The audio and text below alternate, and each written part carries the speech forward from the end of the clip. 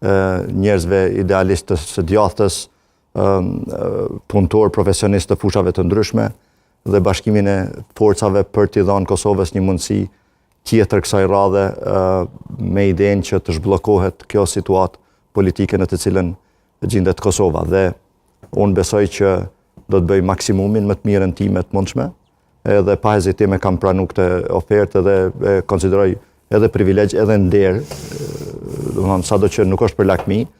Gara është e ashpër? Gara është e ashpër, po është demokratike. Ka shumë bryla në subjekt politik për brenda. Është si çdo kund rëndom.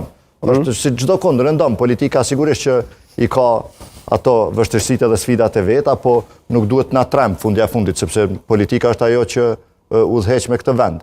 Dhe nëse don që t'japësh kontributin, është mirë nga njerë ta provosh vetveten edhe për brenda. Kështu që me shumë kënaqësi e kam pranuar dhe unë besoj që kam plot çka të ofroj, kam plot çka t'jap në këtë vizion të lidhjes demokratike të Kosovës, kam dëgjuar edhe prej kryetarit Abdi Xhiku